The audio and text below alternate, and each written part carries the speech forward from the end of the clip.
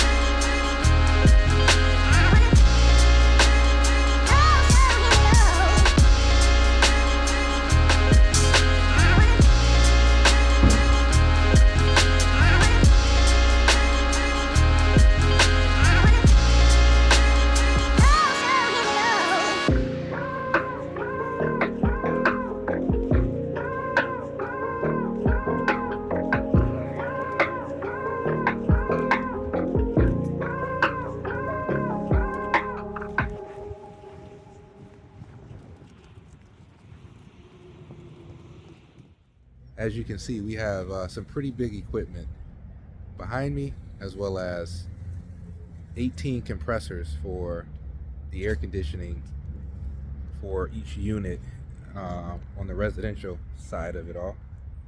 But yeah, I mean, this is a lot of hardware here as far as what this roof is holding. And what was delivered today, a little over $100,000 in equipment, but they're not done yet. They're not done installing these machines. They'll start running the electrical and the ductwork over the next few weeks, ultimately getting us to a point where we can have city inspection completed on them. But this was definitely a milestone for us. Because, you always want to get to a point where you have an envelope that is prepared to get these pieces of hardware on top of it, right? A lot of work had to be done in order to get to this point. But yeah, I mean, this is definitely a milestone, getting to this point where we have the hardware at the very least sitting atop of this envelope. Took a lot of planning, preparation, execution, from the install of the steel to the framing to getting the roof installed. It took a bit to get to this point, but really excited to be here now, because this also indicates that we're still pretty much on schedule, on top of all of the different, or aside from all of the different challenges we've ran into and problems that we had to figure out and solve. As a developer, you will find yourself constantly solving problems.